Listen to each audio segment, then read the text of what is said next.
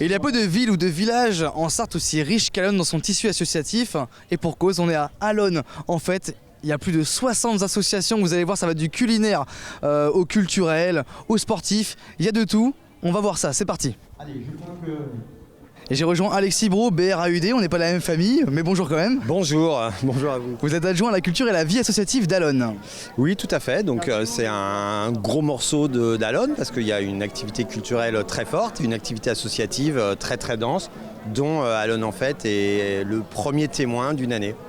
Donc ça a commencé il y a quoi, il y a 30 ans Allonnes en fait, quelque chose comme ça? Écoutez, c'est tellement ancien que je crois que personne ne se souvient. C'est au moins 30 ans. J'ai l'impression que la fête des associations, ça a changé de nom, mais la fête de rentrée du monde associatif a toujours existé dès lors que Allonnes a eu une population importante comme on la connaît maintenant. Donc au moins 30 ans, ouais. Et ça grossit d'année en année? Alors ça grossit, ça se renouvelle, mais ça grossit pas vraiment parce que le concept c'est de faire vivre les associations d'Allonnes. Alors il y en a je crois 65, 70 aujourd'hui. C'est un nombre qui varie d'une année sur l'autre mais qui est globalement de cette dimension-là, avec beaucoup d'associations qui font aussi des stands de nourriture, des démonstrations de sport. Donc la fête elle reste dans le même périmètre, celui de la place du Mail, et puis elle s'améliore. Cette année on a entrepris de coloniser l'autre côté du Mail pour disposer des choses de manière plus conviviale.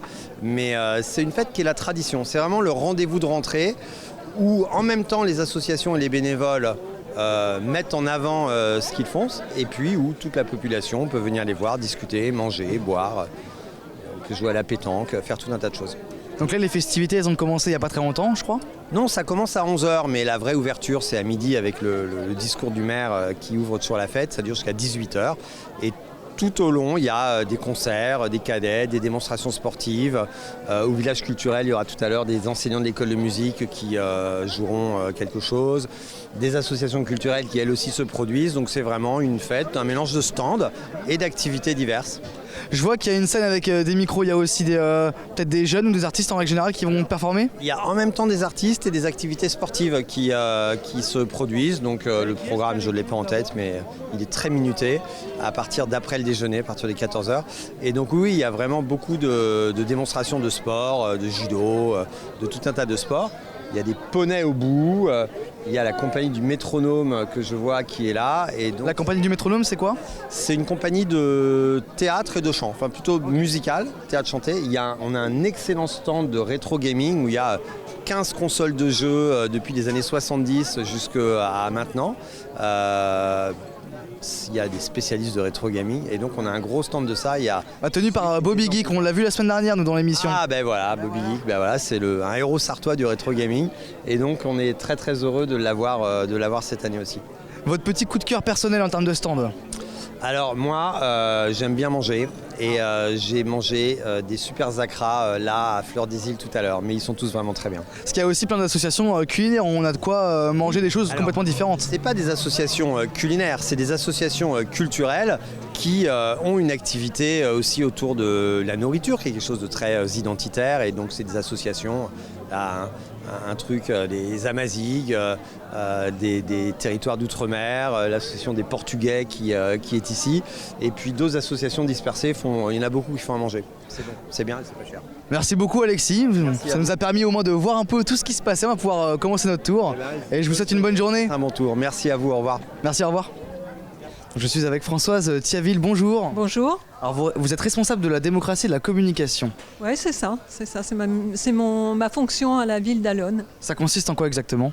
Eh bien, ça consiste à animer toutes les actions de démocratie participative qui sont menées par les services, sachant que les élus emmènent beaucoup en porte-à-porte de leur côté, et aussi à animer ou encadrer le service communication pour tout ce qui est action de communication, production des moyens de communication, papier et numérique de la ville.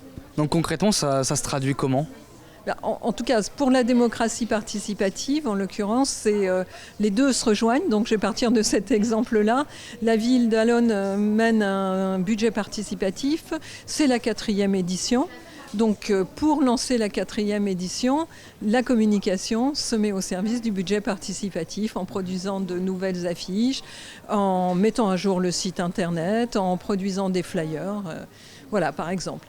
Donc j'ai vu que des gens venaient vous voir, vous notiez quelque chose sur votre feuille, c'était quoi exactement? Alors, on a la démocratie s'occupe aussi de l'accueil des nouveaux habitants pour faire découvrir la ville aux nouveaux habitants. Donc là, en l'occurrence, c'est une dame qui ne reçoit pas bien la communication, donc c'était plus pas marginal, mais c'était ponctuel, un problème d'adressage. Cette dame ne reçoit pas la communication, mais par exemple, je sais qu'aujourd'hui, il y a beaucoup de nouveaux habitants, comme des messieurs qui attendent pas très loin, qui vont venir s'inscrire pour qu'à mon tour, je puisse les inviter à découvrir la ville le 12 octobre. Visite en bus, guidée par les élus, où on fait le tour des services. Sympa. Ah bah oui, généralement très sympa. Les gens en sont généralement assez satisfaits. On fait le tour de la ville, des services municipaux. Les gens ne savent pas que la ville est aussi grande et aussi diverse. Ça permet de s'intégrer directement, de rencontrer un peu les élus, les gens qui dirigent un peu la ville. Les élus et les voir de façon assez dynamique et informelle. Et puis on finit par un pot et la découverte d'une installation, d'un service municipal. En l'occurrence, on ira à la médiathèque et il y aura un pot. Et donc dans ce budget, on peut aussi créer des choses dans la ville, installer des...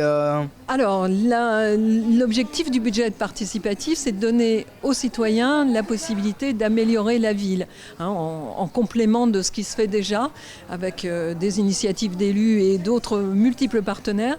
Donc cette année, ce qui est très spécifique, c'est qu'il n'y a plus de phase où on dépose des projets, et puis après on a une sélection, et puis après on vote. Non, on a choisi cette année de faire quelque chose de beaucoup plus souple, où les gens pourront déposer des projets tout au long de l'année. Après, évidemment, les projets seront étudiés. Est-ce qu'ils sont de la compétence d'Alone, etc. Est-ce qu'ils ne sont pas déjà prévus, par exemple? Et puis, s'ils sont OK, on les met en œuvre tout de suite sans attendre.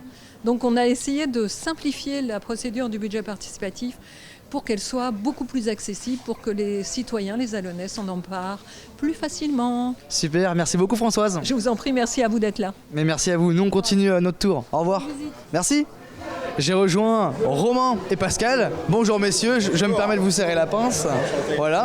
Donc vous faites partie de l'association BBFCA. C'est ça, Bodybuilding Fitness Club Allonne, donc association allonaise depuis 1986. Donc ça fait bientôt presque 40 ans qu'on existe, spécialisée dans la musculation, l'haltérophilie et le fitness. Si je suis venu vous voir, c'est pas pour rien, vous avez reçu des athlètes pour les JO, c'est fou ça? Alors on a passé vraiment un mois exceptionnel justement. On a reçu ces athlètes, que ce soit l'équipe du Mali en football, les judokas cubains et surtout notre haltérophilie cubaine qui a passé 3 semaines au niveau de l'assaut pour pouvoir s'entraîner pratiquement tous les jours d'ailleurs. Et donc on en a profité un petit peu pour avoir plein d'échanges aussi bien avec nos adhérents, avec cet athlète de très haut niveau, son entraîneur et aussi le président d'ailleurs de la Ligue haltérophilie de Cuba.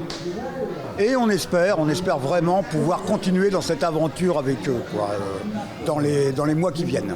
Et les autres sports hors haltérophilie sont quand même venus vous voir pour du renforcement musculaire, c'est bien ça? Oui, tout à fait. En fait, on a eu donc un boxeur palestinien qui est venu aussi pour faire son renforcement musculaire, sa préparation physique.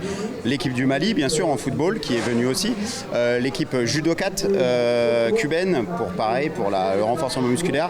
Et bien sûr, l'athlète donc cubaine Dominica Medica Roca, qui est venue pour s'entraîner pour les JO. Et c'est elle qui est restée le plus longtemps. Elle est restée pendant presque effectivement 3 semaines, voire un mois, chez nous pour faire sa préparation physique. Et pourquoi avoir choisi Allonne? Alors Allonne, parce que Allonne est une ville très sportive, on a la chance, moi ça fait 40 ans qu'on a monté l'association. On a la chance d'avoir aussi une municipalité qui nous suit, les services de la ville, parce que sans les services de la ville, on n'aurait rien pu faire. Mais voilà, c'est tout un ensemble. Et je pense qu'ils ont choisi Allonne par rapport à ça. Et aussi par rapport à la simplicité de l'accueil. On n'était pas là pour les embêter, on n'était pas là pour leur faire signer des autographes. On était simplement pour leur là. Et ça a été au-delà de l'aspect sportif. Il y a eu un moment d'échange énorme, et ça c'est... Oui, et puis j'aimerais rajouter aussi, c'est par rapport à la jeunesse aussi. C'est-à-dire que Hélène fait beaucoup pour la jeunesse, et c'est vrai que c'était aussi une façon de pouvoir montrer à la jeunesse allonnaise et aussi mancelle que voilà, des choses étaient possibles, même quand on vient de milieux très défavorisés. Oui. Ça c'était une découverte par contre qui a été énorme aussi.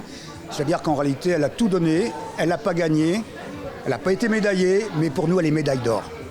Et même tous les athlètes qui sont passés par le club, ils sont déjà médailles d'or. Dans le cœur. Ah ouais, Exactement. Ah oui, vraiment une expérience magnifique. Et ça, grâce à la ville. Romain, Pascal, merci beaucoup pour votre temps. Merci de la présentation de votre association BBFCA. Le message est passé. Nous, on continue. Merci beaucoup. Merci à vous. Merci. J'ai été rejoint par Ali. Bonjour. Bonjour. Vous êtes maire de Sanga. Oui. C'est quoi exactement? C'est une communauté de communes de plein de villages? Sanga, c'est une commune de 61 villages qui fait 51 000 habitants sur le plateau d'Ogon, dans la région de Bandiagara. Et aujourd'hui, Sanga est devenu un cercle et une commune carrément composée de Dogon. Et ça fait combien de temps que la ville de Sanga, enfin en tout cas toutes les villes, sont jumelées avec Alone? On est là pour les 20 ans de jumelage avec Alone en 2004. Donc là c'est les 20 ans d'anniversaire, c'est bien ça? 20 ans de belles choses ensemble, d'amitié, de fraternité et de liens. Surtout, ce n'est plus une coopération, on est venu des frères. Et Alone Sanga est pareil pour moi aujourd'hui. Ça vous apporte quoi d'être jumelé avec Alone? Bon, les jumelages, cette coopération nous a apporté pas mal de choses, puisque d'abord, vous savez, au Sahel, c'est le problème d'eau. Et ça nous a permis de faire de la production d'eau, parce que nos femmes passaient tout leur 80% de leur temps à faire la corvée d'eau. Aujourd'hui, avec l'adduction d'eau, l'eau est devant leur porte. Au lieu de faire 1 km, 2 km de distance pour chercher de l'eau, l'eau devant leur porte. Ça les permet de faire autre chose que de chercher l'eau. Et en plus de ça, ça a diminué les maladies hydriques parce que avant l'eau n'était pas potable. Et vraiment, on a une commune de 61 villages, mais 35 villages ont aujourd'hui l'action d'eau.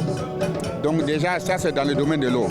Et surtout les produits maraîchers, grâce à la coopération avec Alone, on a diversifié ça. On a eu à former les femmes dans leur manière de la gestion. Et surtout au sein de l'hôpital aussi, il y a pas mal d'actions. Ça vous apporte vraiment plein de choses quoi. Plein de belles choses réussies ensemble pendant les 20 ans. Et vous le voyez bien, on n'est pas seul. On a reçu la jeunesse aussi à l'honneur à Sanga pour essayer d'échanger nos cultures, puisque bien vrai qu'on a à recevoir, mais nous aussi on a à donner. Évidemment. Voilà, donc voilà, c'est vraiment, on a fait pas mal de belles choses pendant les... Et donc on n'est pas seul, on est aussi avec Bassirou Diarra, bonjour. Bonjour. Vous, quel est votre rôle? Moi, je suis président de l'AMCID.